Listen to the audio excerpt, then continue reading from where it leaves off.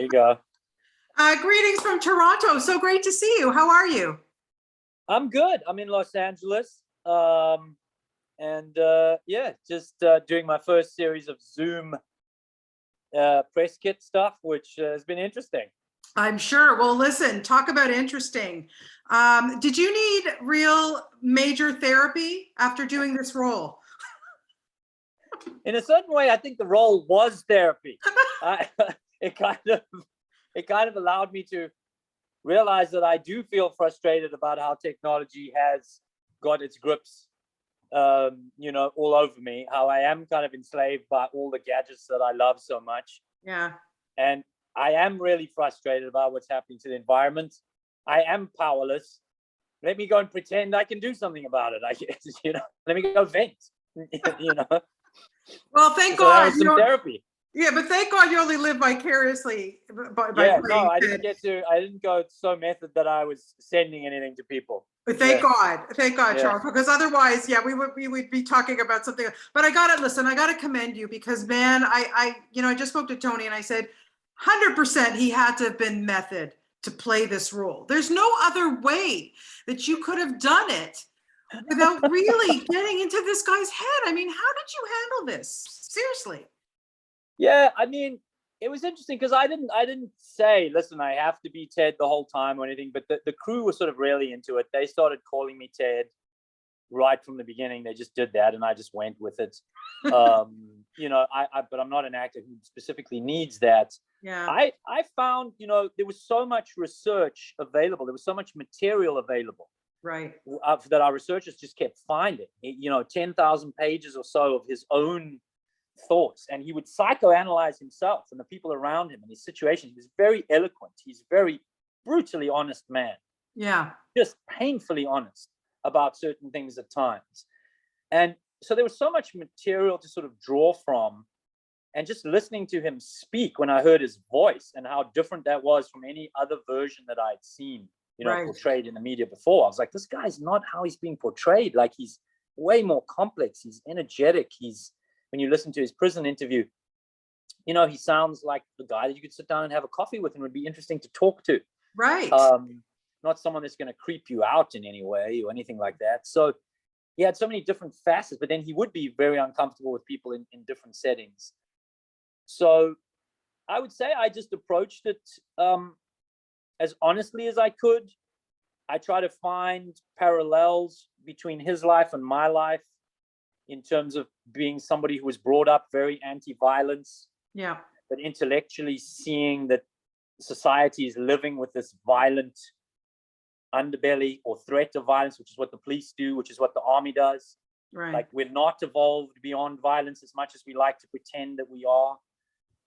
So these were things that I've been interested in my own personal life. Like, why is Hollywood so anti-violence and yet makes so much violent material? Exactly. Why is Hollywood so anti-gun, but everything's got guns in? Yeah. It's just interesting. It's an interesting human condition. It feels like something we're moving through. So I had those ideas or questions. I'd often said, just looking at the violent movies I'd done, I was like, I feel like in 2,000 years' time, people will look at these films and say, like, how barbaric was the civilization that did this for entertainment, like we do for the Romans. Right. So just the topic of violence, or what would make me violent, and having grown up in a violent country. And so the first way in was like, Ted described the forest and the animals in the forest as his family. Right. That's how he felt about it, emotion.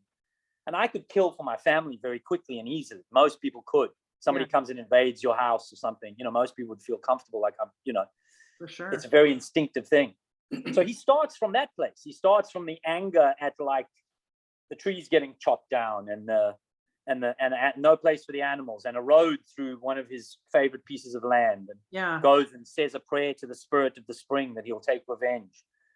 I was like, I can get in through that, and then it's a scary road to now you're going to start killing people, but you got to find a way in somehow.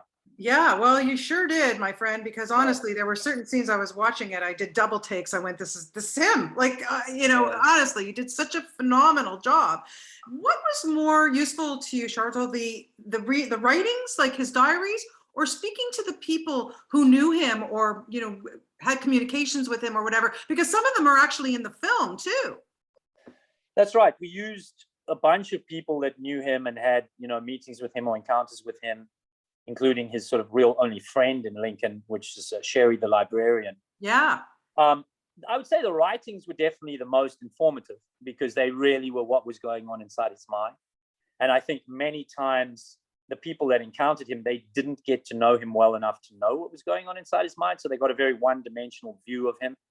So I was talking to them and they would talk as if they knew him. And it's like, well, but you don't. Like I would know that in the back of my, I wouldn't say that to some of the people, Sherry, the librarian, for example, would when I asked her like what, she was interesting because she did know him well. And she'd talk to him for hours when he'd come into the library. And I said, what do you remember about him? He's like, his humor. What I miss most about him is laughing. We just used to laugh together for hours. Interesting. Come in and we'd just be laughing. And I'm like, what? Wait, laughing? The Unabomber? Oh, okay. He's funny. And then you see his brother would talk about his humor. And in his own writings, he's got this dry, satirical, sometimes self-deprecating humor, sometimes not, usually directed at other people that he's kind of belittling in some way, or the system that he's belittling. But he was a funny guy. He was in a certain way. And it was a fascinating journey. Very complex character, very extreme. Exactly. I don't think personally, everyone has their views. I don't think he's crazy. I think he's extreme, which is a difference to me. Right. Well, like evil genius. I mean, the guy was Harvard educated, and then he went off on this, and then to go live like in the like a mountain man, and you see, so clearly what you went through to play him.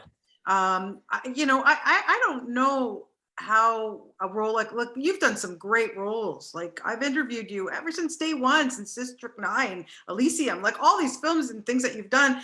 And I don't like, was this your most challenging and complicated and really messed you up? No, it weirdly wasn't. Maybe it's because it came at the right time in my career when I'd had more experience, and I guess I was ready for it. And it was a beautiful environment to be shooting in. So I didn't have a trailer. I didn't have I would literally just be sitting next to the water, doing setups or looking at a leaf. It was quite meditative out there between takes. So you could have these moments where now you're on camera, now you're angry and you're tense. But then a lot of the time, Ted would have been super relaxed. Yeah. And he was. Most of the time, he was at peace when he was out there. And so there was a lot of peace that I found being in nature. I personally love being in nature. Yeah. And I realized that in the movie of like, wow, this is really something that I miss. And so it was so cathartic to actually we spent so much time out there. We went back to in the 4 different seasons.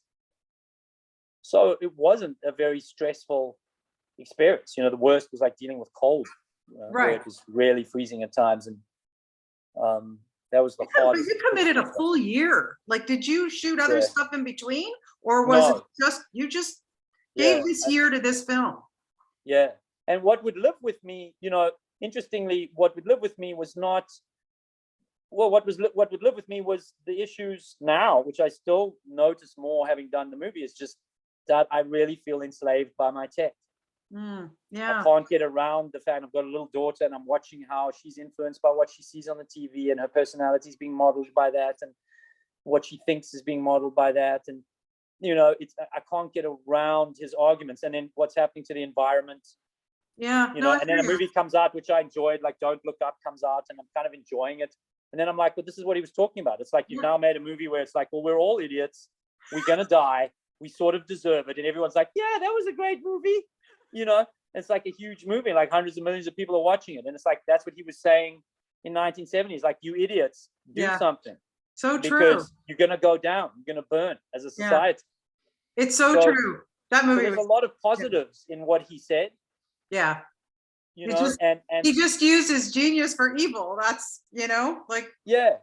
But it's like, from his point of view, like with any of them, it's a belief system. He believed that this is worth fighting for. It's worth killing people for and worth dying for, to protect the planet and to protect people and protect humans as he sees them as they should be. Right.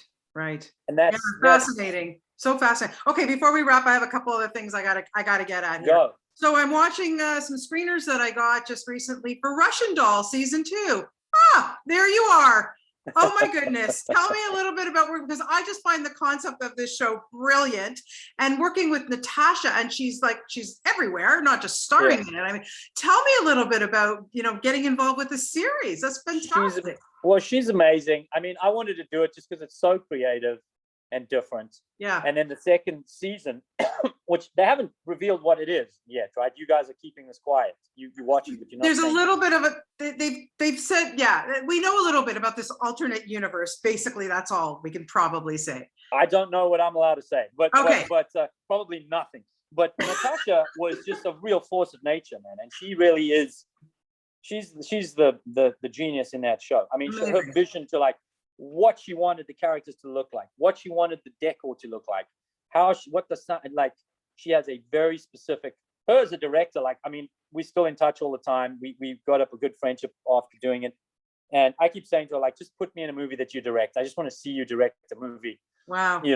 That I can, because it's just she's just fascinating and so funny. I mean, really funny. In real life, she was way funnier than I was expecting. I thought she was going to maybe be quite hard, New York, she seems in these roles. And she is, but she's also just very funny. There's a sort of a funny, girly side to her that she kind of hides. Well, not hides, but kind of you don't see often, but when it comes out, it's too funny. She puts on that tough exterior, but and I so far I haven't finished it yet, but I'm loving this. So you are great in it. So congratulations on that. Thanks. And just following social media, I mean, all your fans, everybody, all they tweet about is a sequel, District 9. Okay, what's going on? I know that there was talk about something. We close, so hopefully, hopefully. We've been doing drafts and trying to just get something that is worth making at this time and, has something to say. So hopefully, touch wood something. Yeah, touch wood. We get something going this year. Let's see. That would be fabulous, because that was such a great film. You got a lot of stuff coming up. You've got a movie with Dev Patel. Yeah, Monkey Man. That was great. I went to do that during the pandemic. Loved Dev. He was a friend of mine, so just kind of was keen to support him. Got a great vision as a director. It was his directorial debut. Very demanding movie for him to make. Wow. In Indonesia, so that was cool. Yeah. Amazing. So when you get something these days now, so what kind of jazzes you? What? I mean, obviously with this one, real challenge, no question about it. But now it looks like, you're really mixing it up. It's so fun to watch. Yeah, I'm trying to find, I've always been trying to find things that are layered and unique and interesting. And they're few and far between. I'm really focusing at the moment, the last 3 years or so, I've been developing my own projects. So I've got 4 or 5 things that are very close to one of them going soon, I think. And all of them are just dramatically unique projects. So we'll see what happens, we'll see how that goes.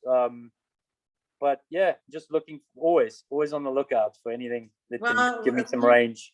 Yeah, you're fantastic. I always love chatting with you. You really Thank you, Bonnie. Has outdone yourself in this movie. You are fabulous. I hope are you going to show it to Ted? Is he going to get access to it? I hope he does. I mean, apparently he's ill right now. I'm pretty sure I know him well enough that, from going, that he will sort of hate anything that anyone does on him unless he was in control of it. Yeah. But I hopefully if he did see it, he would know that he would at least acknowledge that it's the closest version to him that anyone's done before. I think we could say that quite confidently in the least. Yeah. He's we don't actually know. I've heard rumors that he has cancer or whatever it is. Yeah, I heard that they moved him to a different facility. We know that. Yeah. That he's in the sort of hospice version of prison. Yeah. It was a strange timing, but Yeah. Well, like I say, hats off to you, my friend. You just did an amazing job. I can't wait for people to see you in Russian and everything else that you do. And come back to Toronto and visit us here sometimes, okay? Thank you, Bonnie. Okay. Thank you. Good to see you. Bye. Thank you so much. Cheers. Okay, bye-bye. Bye.